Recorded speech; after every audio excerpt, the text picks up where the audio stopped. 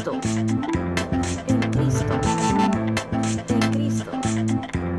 Amado Padre Celestial, Señor, estamos delante de tu presencia. Agradecidos, Señor, venimos a ti en el nombre de Jesús. Padre, porque es en Él que tenemos todas las bendiciones y los privilegios, Señor. En su nombre entramos delante de tu trono de gracia para bendecirte, Señor. Bendecir tu nombre, glorificarte, porque, Señor, solo tú eres Dios, grande, grande en misericordia, todopoderoso, Señor. Gracias, Padre, por revelarte a nosotros a través de tu palabra y a través de nuestro Señor Jesús. Señor, ayúdanos a buscar tu rostro. Padre, perdónanos, límpianos, Señor, alíñanos con tu voluntad, Señor. Que venga tu reino, Señor, y sea hecha tu voluntad en nuestras vidas, Señor, en nuestros pensamientos, en nuestras decisiones, Señor, en nuestras motivaciones, que todo sea para ti, por ti, Señor, y en ti, Señor. Gracias por este tiempo. Bendecimos, Señor, a tu gran gracia para con nosotros. En el nombre de Jesús. Amén. Amén. Bien, hermanos, nuevamente una hojita para cada uno allá atrás. Estamos estudiando en Cristo en el libro de los Filipenses, ¿verdad? Y para hacer un resumen vamos a recapitular un poquito de lo que vimos en la clase anterior. Llegamos del libro de Filipenses. Vamos a leerlo porque llegamos hasta el versículo 11, así que lo vamos a leer para más o menos recordar lo que el Señor nos enseña a través de Pablo en este libro escrito para los hermanos en Filipos. Filipenses 1 dice: Pablo y Timoteo, siervos de Jesucristo, a todos los santos en Cristo Jesús, ¿verdad? Todos los que son separados por Cristo, en Cristo, que están en Filipos con los obispos y diáconos. Gracia y paz a vosotros, de Dios nuestro Padre y del Señor Jesucristo. Sabemos que Pablo estaba en la cárcel de Roma y les escribe a la congregación que había fundado 10 años antes en la parte sureste de Macedonia, lo que ahora conocemos como Grecia, ¿verdad? Santos, una vez más, quiere decir separados por Jesús y para Jesús, ¿verdad? Para su honra, su gloria. Sigue Pablo diciendo en el versículo 12: quiero que sepáis, hermanos, que las cosas que me han sucedido han redundado más bien para el progreso del Evangelio, de tal manera que mis prisiones se han hecho patentes en Cristo, otra vez en todo el pretorio y a todos los demás, y la mayoría de los hermanos, cobrando ánimo en el Señor, con mis prisiones se atreven mucho más a hablar la palabra sin temor. Las tribulaciones y pruebas son usadas por Jesús para que avance el Evangelio y para alentar a los demás a compartirlo. Los filipenses habían sufrido persecución ya por 10 años, ¿verdad? Y aprovechamos para hablar que, como estamos hablando de que era el avance del Evangelio a través del sufrimiento de Pablo, sus prisiones en Cristo, los hermanos siendo perseguidos por Cristo. Aprovechamos la clase anterior para explicar qué es el Evangelio. Si el Señor usa esto para expandir el Evangelio, hicimos algunas preguntas, ¿verdad? ¿Qué entendemos por Evangelio? La clase pasada, y algunos de ustedes dijeron Evangelio es salvación, algunos de ustedes dijeron Evangelio es lo que hizo Jesús por nosotros, y sí, es correcto. Pero hablamos de que el Evangelio compone varias palabras importantes para nosotros entender, para poder explicarle a otros qué es el Evangelio. El Evangelio son las buenas noticias del plan de Dios, de revelación de Él a través de Jesús, cómo Él viene al mundo para que su gloria se manifieste. Juan, en el libro, en la carta que él escribió, decía que ellos vieron la gloria de Jesús. Dice: en el principio era el verbo era con Dios y el verbo era Dios, y aquel verbo se hizo carne, y Juan dice: y vimos su gloria como del unigénito del Padre. El Evangelio comprende varias palabras. Dijimos, por ejemplo, la palabra redención, que mínimo tenemos que tener 12 cosas que dominar estas palabras para poder explicarle a los demás qué es el Evangelio. Las buenas noticias de que Jesús vino a revelar su gloria y a salvarnos, a abrirnos la gloria por la obra que Él hizo en la cruz. Entonces hablamos de la redención, que quiere decir comprarnos. El Señor nos compró del mundo, nos saca del de la condenación del pecado, del poder del pecado, nos libra de eso, la redención.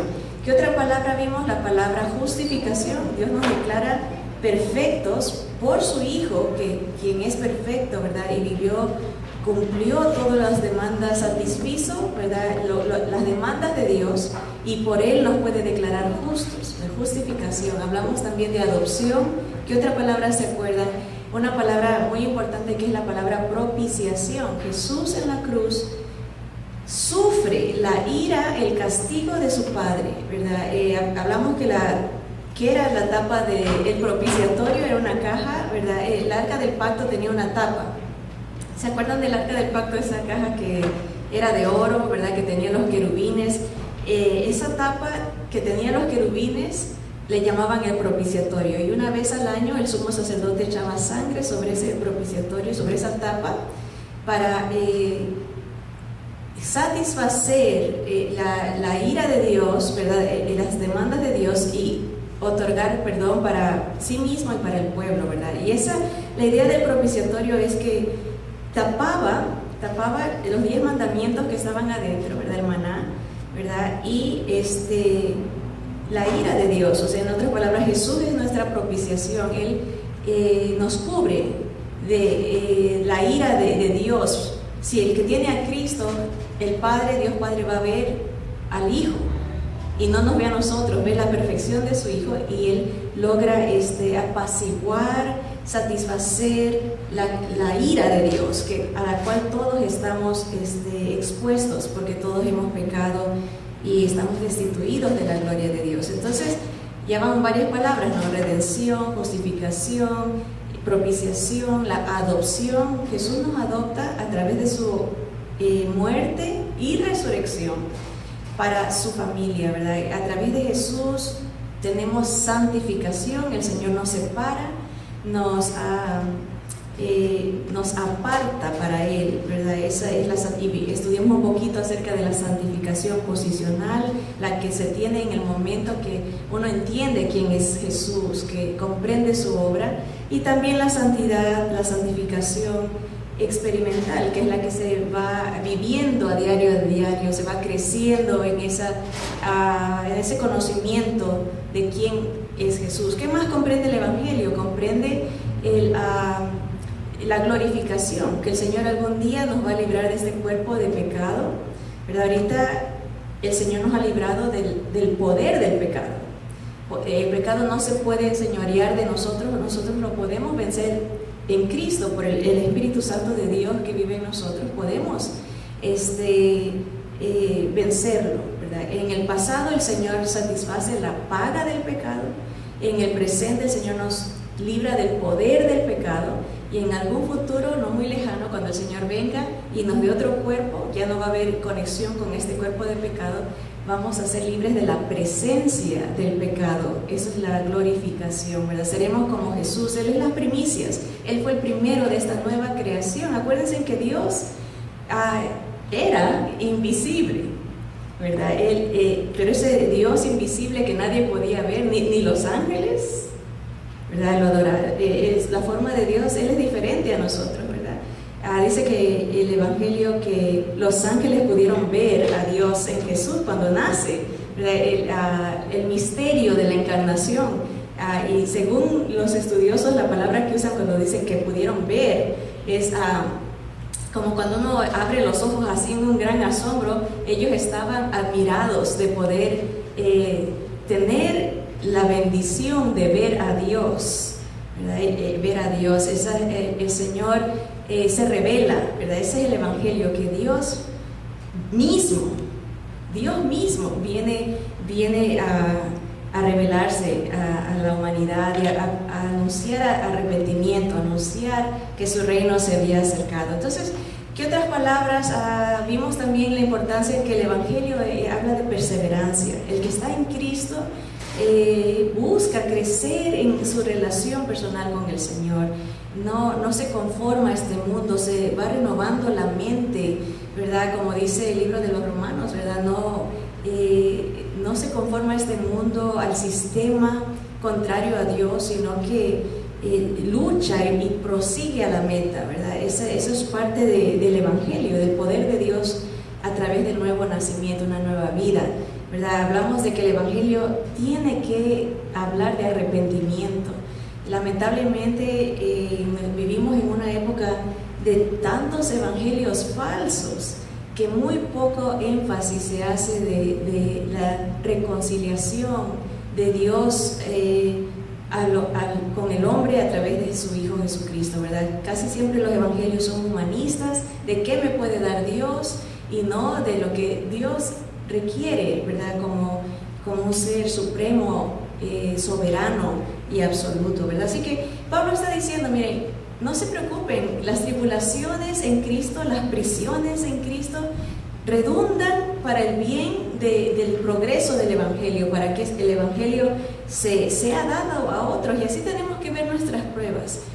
Las pruebas por las que pasamos, las tribulaciones, son oportunidades que Dios nos da para expandir el Evangelio hacia otros, ¿verdad? Para mostrarles en quién hemos creído, y oportunidades para conocer mejor al Señor en nuestro sufrimiento. Pero seguimos, y todo esto fue parte de la clase pasada, en el Filipenses 2, del 1 al 10, dice: por tanto, porque el Evangelio puede avanzar, dice, si hay alguna consolación en Cristo, aquí viene la otra categoría, no solamente santos en Cristo, no solamente prisiones en Cristo, pero consolación en Cristo. Si algún consuelo de amor, si alguna comunión del Espíritu, si algún afecto entrañable, si alguna misericordia, completad mi gozo, sintiendo lo mismo, teniendo el mismo amor, unánimes, sintiendo una misma cosa. Nada hagáis por contienda o por vanagloria, antes bien con humildad, estimando cada uno a los demás como superiores a él mismo, no mirando cada uno por lo suyo propio, sino cada cual también por lo de los otros, ¿verdad? El hecho de lo que Dios hizo por nosotros en Jesús nos debe motivar a nosotros tener ese mismo sentir de preocuparnos por los demás. El pecado nos lleva a ser personas muy egoístas, autosuficientes, vanidosas. Por eso Pablo dice, si pensamos en la misericordia de Dios, en la consolación que tenemos en Jesús, lo que Él nos ha dado, cómo Él se humilló siendo Dios, ¿verdad? Debemos de ser movidos a pensar por los otros en lugar de nosotros mismos, ¿verdad? A pensar en cómo bendecir a otros, levantarlos, no desanimarlos, sino más bien impulsarlos en el amor al Señor, ¿verdad? Por eso dice que no miremos lo nuestro, ¿verdad? No mirando cada uno por lo suyo propio, sino cada cual también por lo de los otros, porque ese fue el sentir que tuvo Jesús. Él no pensó en él, decir, quiero hacer las cosas como yo quiero, sino más bien en el beneficio nuestro, de los demás, ¿verdad? Haya pues, dice el versículo 5, en vosotros este sentir que hubo en Cristo Jesús. Ese es la otra punto que vimos acerca de Cristo, ¿verdad? Que hay consolación en Cristo, pero también puede haber este sentir en Cristo, el de pensar en otros. Y eso debe de ser como un balance, una evaluación en nuestra vida. ¿Qué tanto nosotros pensamos en otros? Eso demuestra qué tanto estamos en Cristo. Si nos preocupa más el sacar provecho para nosotros y hacer las cosas por vanagloria, de que decir yo hice y yo estoy haciendo y tú no haces, más bien como señalando a otros, entonces no estamos en Cristo, porque no estamos teniendo el sentir que hubo en el Señor, en nuestro Maestro, ¿verdad? Y ahí lo dice en el versículo 5, dice, haya pues en vosotros este sentir que hubo también en Cristo Jesús, el cual siendo en forma de Dios, ¿verdad? No estimó el ser igual a Dios como cosa a que aferrarse, sino que se despojó a sí mismo, tomando forma de siervo, hecho semejante a los hombres, y estando en la condición de hombre, se humilló a sí mismo, haciéndose obediente hasta la muerte y muerte de cruz, por lo cual Dios también le exaltó hasta lo sumo y le dio un nombre que es sobre todo nombre, para que en el nombre de Jesús se doble toda rodilla de los que están en los cielos y en la tierra y debajo de la tierra.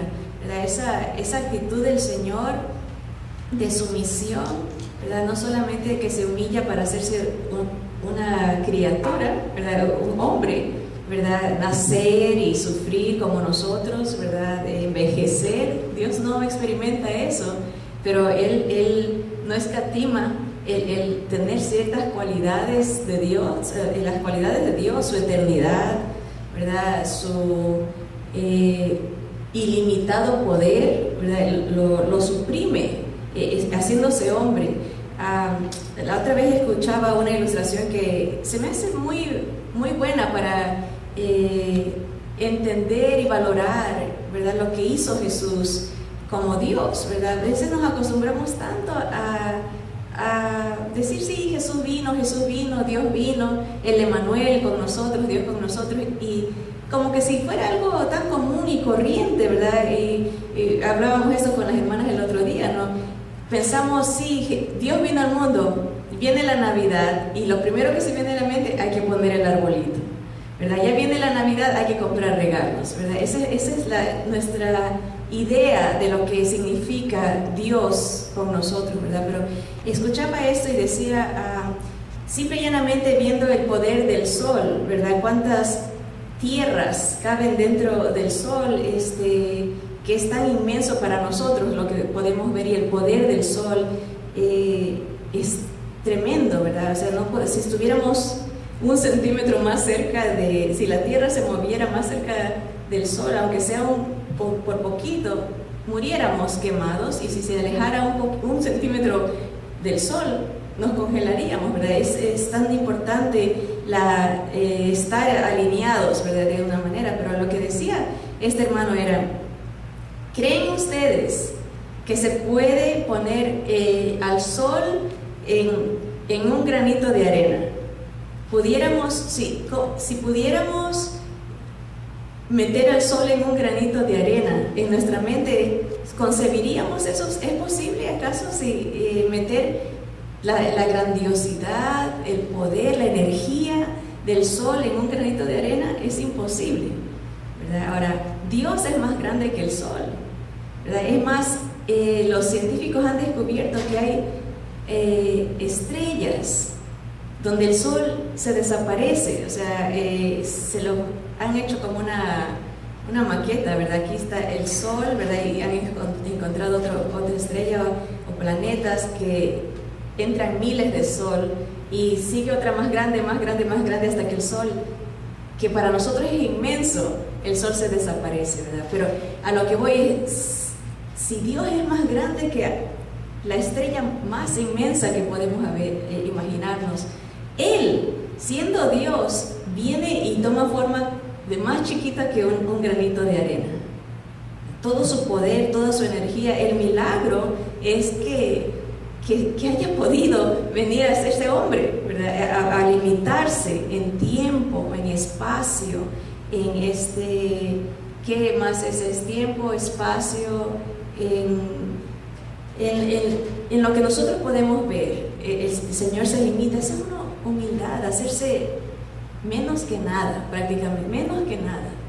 Y eso es un milagro, que Él haya podido contener su poder en un cuerpo humano, ¿verdad? Y el Señor dice, mira, yo hice eso, mostré que me hice siervo, me hice pobre, me humillé a mí mismo, ¿verdad? Y debemos de tener ese mismo sentir si estamos en Cristo. Ahora, Filipenses 3, y a esto llegamos hasta la mitad, dice, por lo demás, hermanos, gozaos en el Señor. A mí no me es molesto el escribiros las mismas cosas, y para vosotros es seguro. Por eso estamos repasando, es lo mismo que estudiamos en la clase pasada, pero a mí no me es molesto tampoco, repito con Pablo, y para ustedes es seguro escucharlo. Dice, versículo 2, guardaos de los perros, y no está hablando literalmente de los perros que conocemos, ahorita vamos a explicar de quién. Guardaos de los malos obreros, guardaos de los mutiladores del cuerpo, porque nosotros somos la circuncisión, los que en espíritu servimos a Dios y nos gloriamos en Cristo Jesús. Aquí está la otra referencia a en Cristo, es el gloriarse, el vanagloriarse de estar en Jesús y no basándose en esfuerzos religiosos humanos, no teniendo confianza en la carne. Que entonces, ¿quiénes eran esta referencia a los perros, a los malos obreros? Era gente que se decía ser cristiana, pero tenía su confianza en las tradiciones de los hombres. Eran conocidos como los judaizantes, gente que quería que el cristiano se circuncide, o sea, que siga prácticas judías, ¿verdad?, para ser espiritual, ¿verdad? Y explicábamos en la clase anterior, ¿verdad?, la diferencia entre un fariseo y un saduceo, ¿verdad? Esto muchas veces se hace mucho hincapié en que no seamos fariseos, ¿verdad?, pero nos olvidamos de los saduceos y cómo eran ellos, y creo que todavía se siguen dando, no lo creo, es una realidad, en nuestros tiempos, las dos corrientes, ¿verdad? El fariseo se apoya en sus obras, en su tradición. Yo hago esto, yo voy a la iglesia, yo diezmo, yo hago esto, y yo estoy bien con Dios porque hago esas cosas, ¿verdad? Y se gloria en eso y no se gloria en lo que hizo Jesús por él, ¿verdad?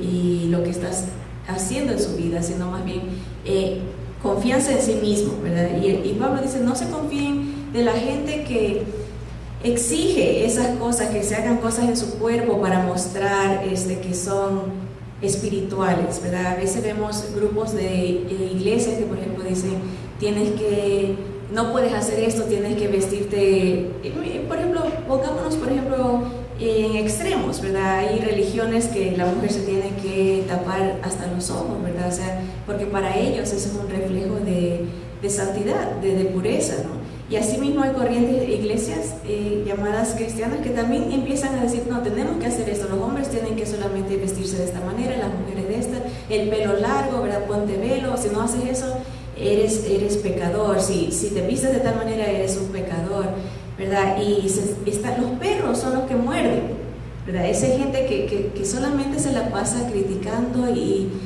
acusando, ¿verdad?, al creyente, ¿verdad?, diciendo, si no haces esto, no eres hijo de Dios, y tienes que cortarte, tienes que mutilarte.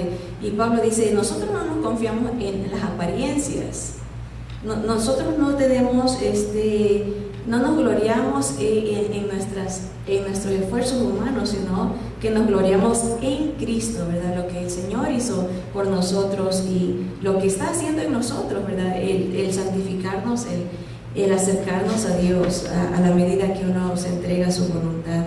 Versículo 4 dice Pablo, como diciendo, ¿quieren hablar de confianza en la carne? Aquí les va. Dice, miren, Pablo dice, aunque yo también tengo de qué confiar en la carne, si alguno piensa que tiene de qué confiar en la carne, yo más. Circuncidado al 8º día, desde el nacimiento, ¿verdad? Empieza él a tener, cumplir las condiciones religiosas del linaje de Israel, ¿verdad? En otras palabras, su mamá y su papá eran judíos, él no tenía ninguna mezcla, era puro. En su linaje tenía de qué gloriarse en la carne desde que nació, ¿verdad? De la tribu de Benjamín, ¿verdad? La tribu de Benjamín tenía privilegios especiales, ¿verdad? Era el último hijo de Jacob, ¿verdad? Tenía asignación especial en la tierra de Israel. Entonces él está diciendo, miren, si quieren hablar de títulos, si quieren hablar de logros, yo les gano, nadie me llega.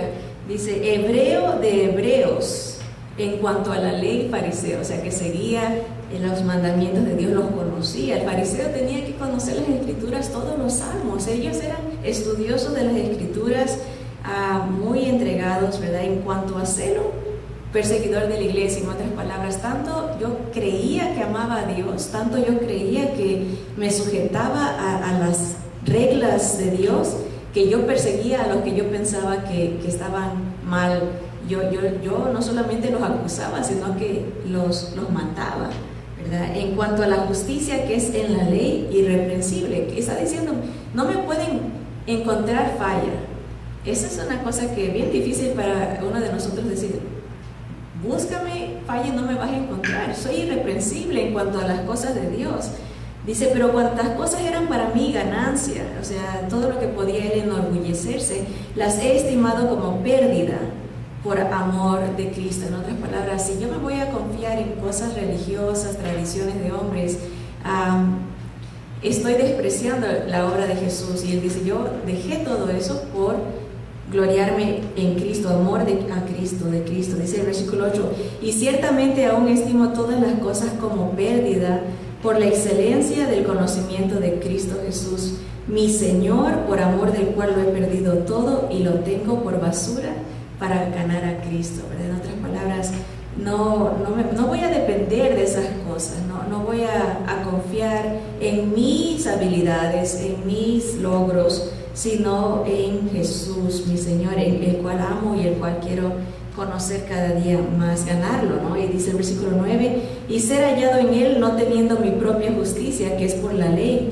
sino la que es por la fe de Cristo, la justicia que es de Dios por la fe, a fin de conocerle y el poder de su resurrección y la participación de sus padecimientos, llegando a ser semejante a él en su muerte, si en alguna manera llegase a la resurrección de entre los muertos. Tanto amaba Pablo al Señor que decía, yo quiero experimentar su presencia, conocerlo, ¿verdad? Experimentar su muerte, su resurrección. En otras palabras, entregarse completamente a Él, vivir para Él, morir para Cristo, para alcanzar, complacer al Señor, ¿verdad? Es su manera de vivir. Versículo 12, y aquí está importante, dice, no que lo haya alcanzado ya. Aquí habla de la perseverancia, no que ya sea perfecto, dice, o sea, maduro, esa es la palabra, porque nadie vamos a llegar a la perfección hasta que el Señor nos llame. No es que yo ya sea maduro, está diciendo Pablo, sino que prosigo por ver si logro asir aquello para lo cual fui también asido por Cristo Jesús. Hermanos, yo mismo no pretendo haberlo ya alcanzado, pero una cosa hago, olvidando ciertamente lo que queda atrás y extendiéndome a lo que está adelante, prosigo a la meta, al premio del supremo llamamiento de Dios en Cristo Jesús. Ahí está la otra conexión con la palabra en Cristo, ¿verdad? Hay un premio que el Señor tiene en Jesús para nosotros, ¿verdad? Y Pablo hacía eso, se proyectaba a la meta, ¿verdad? Y no sentía que ya lo... Pablo, el apóstol Pablo, no se sentía satisfecho, él decía, yo todavía estoy conociendo al Señor, todavía quiero llegar a alcanzar el propósito para el cual Cristo me atrajo a Él. Dios nos salva con un propósito, ¿verdad? Hay un llamado que Dios tiene para nosotros. Nosotros tenemos una carrera por delante dada por Dios, que el mundo no tiene. Este mundo pasa, pero Dios nos da un potencial de proyectarnos a cosas eternas, ¿verdad? Y eso es lo que está diciendo Pablo. Si estás enfocado en lo terrenal, ¿verdad? Estás perdiendo el objetivo, el propósito para lo cual Dios te llamó, ¿verdad? Dios te ha abrazado, Dios te ha traído a través de Cristo para que hagas algo para Él, ¿verdad? Hay una vida especial que Dios tiene para nosotros, ¿verdad? Y eso es lo que dice Pablo. Yo me proyecto a la meta, no me enfoco en lo que queda atrás, ¿verdad? Cada día se proyectaba al llamamiento, al supremo llamamiento de Dios en Cristo Jesús. ¿Y cuál es ese llamamiento, verdad? El Señor nos ha llamado a ser embajadores de Él, a dar el Evangelio a otros, nos ha llamado a ser luz del mundo, nos ha llamado a ser humildes como Él, a ser obedientes hasta la muerte, ¿verdad? Nos ha llamado a varias cosas que tenemos que entender que hay un propósito para nuestra vida, y si no lo sabemos, ¿verdad? Corremos como locos en vano sin saber a dónde. Es importante saber dónde está la meta, dónde está el final, para poder proyectarnos, ¿verdad? Si no sabemos dónde está la raya. Yo me acuerdo hace unos años atrás, se me ocurrió en un retiro, hicieron uno de esos juegos ¿cómo le llaman? Paintball, ¿verdad? Que son unos rifles que disparan unas balas de pintura, ¿verdad? Y había muchos hermanos, yo creo que éramos como 3 mujeres nomás las que y era en un terreno de bosque, ¿verdad? Era difícil, ¿verdad? Y gracias al Señor a mi hermano se le ocurrió, dijo, te voy a comprar el chaleco protector, ¿verdad? Como la armadura del cristiano, dice, por si acaso te den, no te duela tanto, porque son rifles, ¿no? Y si lo hacen a corto distancia, ¿verdad? Duele y puede reventar un ojo. Entonces teníamos todos unos lentes especiales, ¿no? Pero era un juego, ¿no? Que teníamos que llegar a una meta, ¿verdad? Y proteger a alguien que era supuestamente el presidente, ¿verdad? Y todos íbamos marchando y había un enemigo que nos iba a detener para que no lleguemos a la meta, ¿verdad? Entonces había llovido la noche anterior y el bosque estaba lodoso, ¿verdad? Lleno de árboles, ¿verdad? Y habían puesto obstáculos, ¿no? Y todo el atuendo, ¿verdad? Bien, nos sentíamos todos bien, estilo Rambo, ¿no? Muy poderosos, ¿no? Y yo voy con mis lentes, ¿no? Y pesada, el rifle estaba pesado, ¿no? Y todos no llevábamos zapatos especiales, sino tenis, ¿verdad? Y eso se resbala. Y salimos, nos suena, era como un balazo que daban que uno tenía que avanzar y todos los hermanos, los varones siempre son más locos, salen gritando como locos, ¿no? Y salen corriendo, ¿no?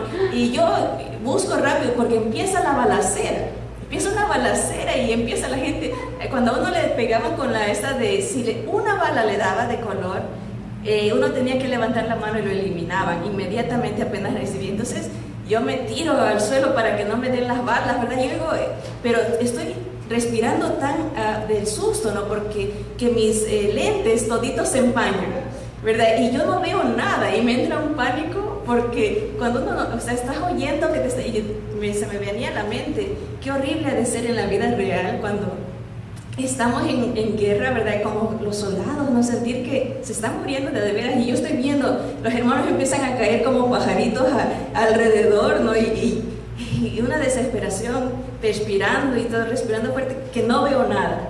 Y yo levanto la mano para que el referee que estaba ahí me dé como santuario, ¿no? Que me deje por lo menos sacarme y limpiarme, porque no sabía dónde estaba la meta. Bueno, a la larga llegué al lugar donde era, protegiendo a la que era la presidente, que también llevaba cuando de repente siento algo súper caliente en mi espalda y me doy cuenta que la misma que estábamos defendiendo, la presidenta, me disparó porque estaba aburrida, que no hacía nada, sino que siempre, y qué dolor, ¿no? Me disparó mi propia de mi equipo. Y dije, ay, que así, muchas enseñanzas, dije, así a veces en la vida cristiana, uno está luchando y los mismos que están en el equipo de uno le disparan, ¿verdad? Y tantas enseñanzas de que buscar la meta, ¿verdad? Luchar en el Señor, apoyarse unos a otros. Vi como unos hermanos sí tanto se cuidaban, se apoyaban en la lucha, ¿verdad? Aunque uno, sí, como era terreno peligroso de caídas, veía unos hermanos que se iban rodando ahí cuando iban luchando, ¿verdad? Pero fue divertido, pero enseñó mucho en cuanto a la lucha espiritual.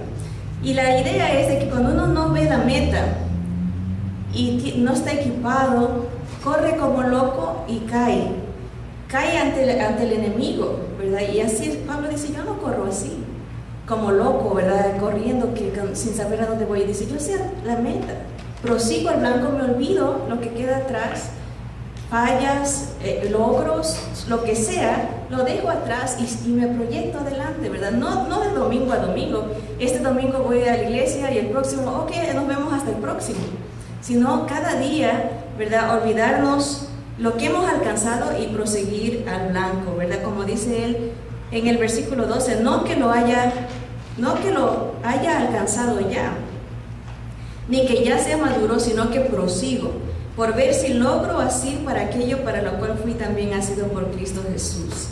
Hermanos, yo mismo no pretendo haberlo ya alcanzado, pero una cosa hago, olvidando ciertamente lo que queda atrás y extendiéndome a lo que está adelante, prosigo a la meta, al premio del supremo llamamiento de Dios en Cristo Jesús. Dice, así que todos los que somos perfectos o maduros, dice, esto mismo sintamos. Y si otra cosa sentís, esto también os lo revelará el Señor. Versículo 16. Pero en aquello a que hemos llegado, sigamos una misma regla, que dice, sintamos una misma cosa. Hermanos, sed imitadores de mí y mirad a los que así se conducen según el ejemplo que tenéis en nosotros.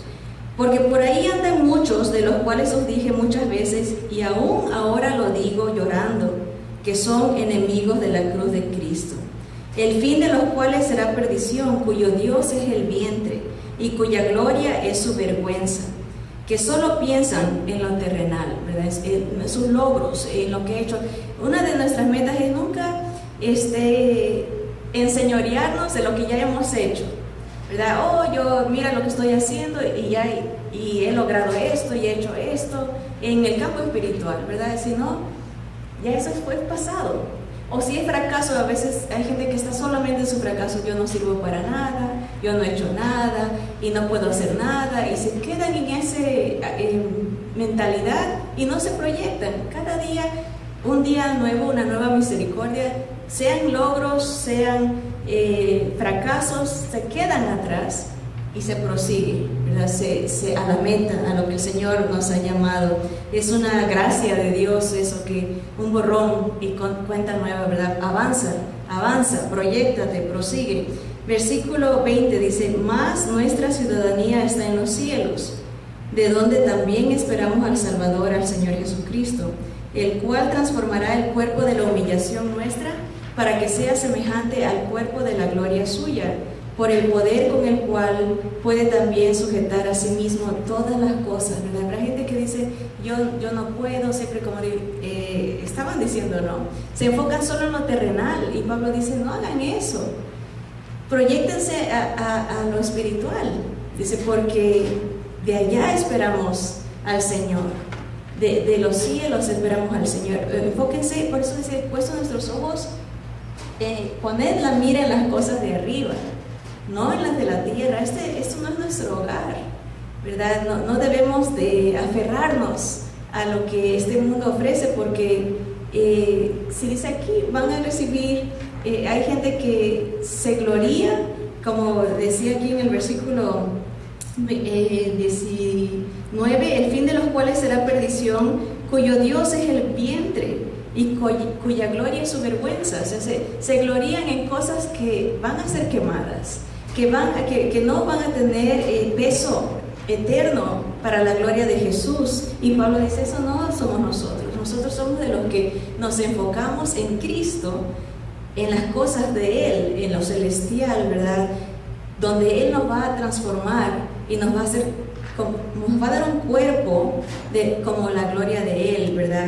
Por el poder con el cual también puede sujetar a sí mismo todas las cosas. Esto es algo maravilloso, ¿no?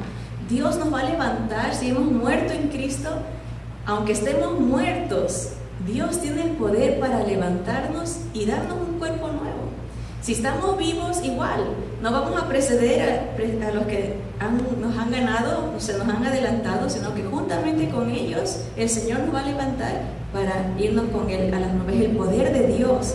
Y estamos cerca, ¿verdad?, a que el Señor venga. Tantas cosas que se están dando en el mundo, ¿verdad? El Señor dijo que antes que Él viniera, ¿verdad?, iba a haber muchas guerras, dice nación contra nación, dice que esa palabra es la palabra etnos, razas contra razas, ¿verdad? Ahorita hay mucho levantamiento de odio entre razas, ¿verdad? Y eso es bíblico, y rumores de guerra, justamente en esta semana aquí no se hace mucho propaganda de eso ni noticias, ¿verdad? Pero bombas biológicas en el lado del Medio Oriente, ¿verdad? Que esta semana pruebas nucleares, Corea del Norte ha tenido esta semana, ¿verdad? Cosas que anuncian, ¿verdad?, un desenvolvimiento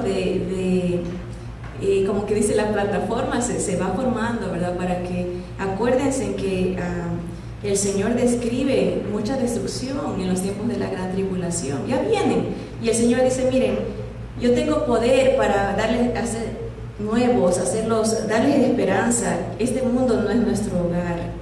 todo se va a acabar aquí. Filipenses 4 dice, versículo 1 dice, así que hermanos míos, amados y deseados, gozo y corona mía, estad firmes en el Señor, amados.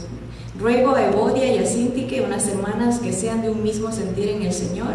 Asimismo te ruego a ti, compañero fiel, que ayudes a estas que combatieron juntamente conmigo en el Evangelio, con Clemente también y los demás colaboradores míos cuyos nombres están en el libro de la vida. Versículo 4, regocijaos en el Señor siempre, otra vez digo regocijaos. Vuestra gentileza sea conocida de todos los hombres, el Señor está cerca. Por nada estéis afanosos, sino sean conocidas vuestras peticiones delante de Dios en toda oración y ruego con acción de gracias. Y la paz de Dios, que sobrepasa todo entendimiento, guardará vuestros corazones y vuestros pensamientos en Cristo Jesús. Esa es la penúltima referencia a en Cristo en el libro de Filipenses, ¿verdad?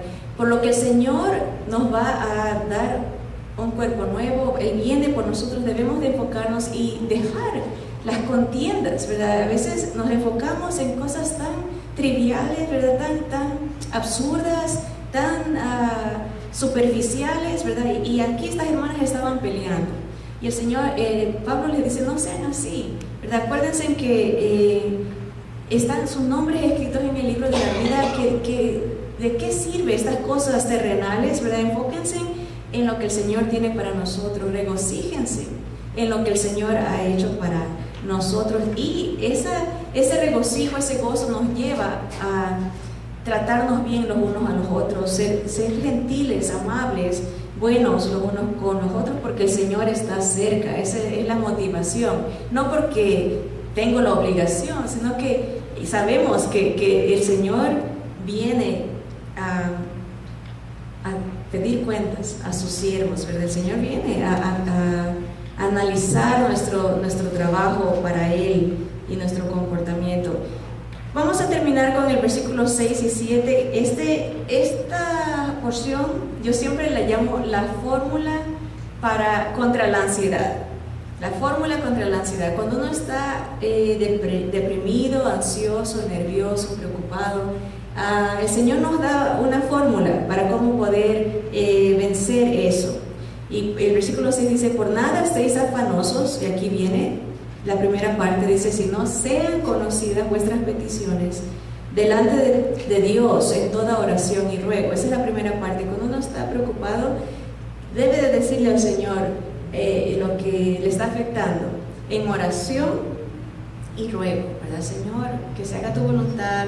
Esto me está preocupando, esto me tiene ansioso, ¿verdad? Pero la segunda parte es importante, dice con acción de gracias. En otras palabras, oración más gratitud es igual a algo. El versículo 7 nos da el resultado, dice, y la paz de Dios, que sobrepasa todo entendimiento, guardará vuestros corazones y vuestros pensamientos en Cristo Jesús. Aquí vemos otra referencia en Cristo Jesús. Los pensamientos y nuestros sentimientos, emociones son guardadas en Jesús. Cuando oramos y le damos gracias al Señor por todo, dice, da gracias en todo, ¿verdad? Cuando tenemos un corazón agradecido, la paz de Dios empieza a llenar nuestro corazón. Cuando tenemos un corazón de reclamo, de enojo, de un corazón amargado, ¿verdad? No podemos experimentar la paz de Dios. Pero cuando venimos a sumisión, en ruego, dice, que se haga tu voluntad, ¿verdad? En oración con acción de gracias. Dice que una persona que es agradecida nunca anda amargada. Porque es cuando no reconocemos las bendiciones de Dios que nos amargamos, porque queremos más, ¿verdad? Sentimos como que hay injusticia de parte de Dios, no nos da lo que queremos, y lo que somos en verdad somos como hijos malcriados, ¿verdad? Un niño malcriado es el que no agradece, se lo siente merecedor, se le da algo que uno le da con esfuerzo y lo desprecia, porque quiere más. Ese sentimiento de ingratitud, esa actitud ingrata, lleva a que uno sea inconforme y no tenga la paz de Dios. Regocijo, gozo verdadero es saber que nuestros nombres están escritos en el libro de Jesús, ¿verdad? Ayer escuché algo, con esto acabamos, vamos a dejar los últimos versículos para una tercera clase, si el Señor no viene primero. La diferencia entre gozo y alegría, ¿verdad? El gozo solo Dios lo puede dar. Gozo se manifiesta en toda circunstancia. Cuando uno está en Cristo, tiene ese gozo, ¿verdad?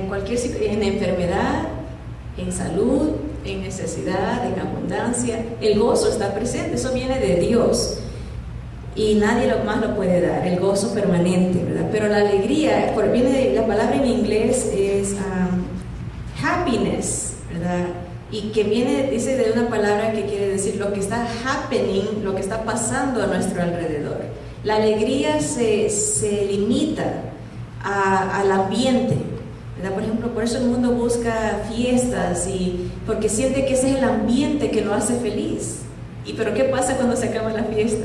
¿Qué pasa cuando se acaba la borrachera? ¿Qué pasa cuando se acaba lo que está pasando alrededor, alegría, ¿verdad?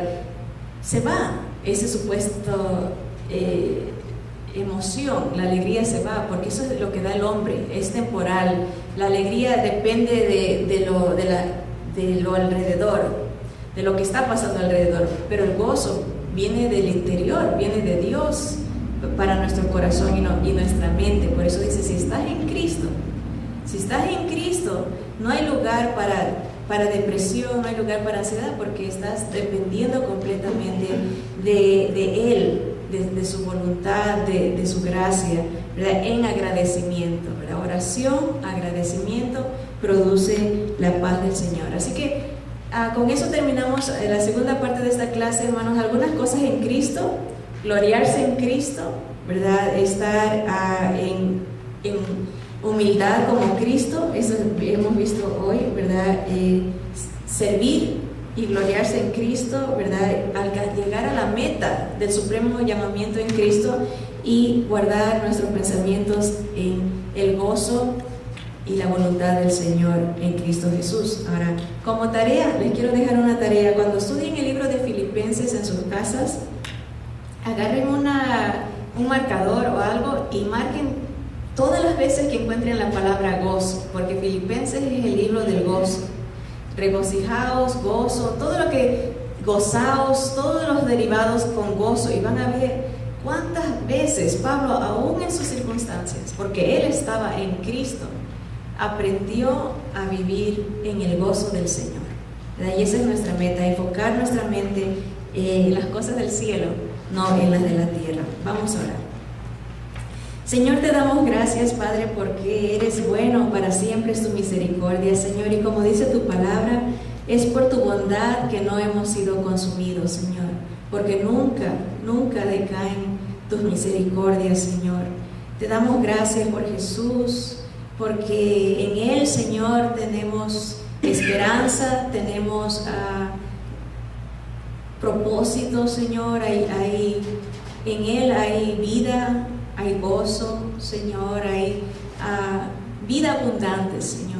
En Jesús hay eternidad, Señor, hay un futuro garantizado, un predestino, Señor. Gracias, Padre, porque Él es nuestro ejemplo de humildad, de servicio, de perdón.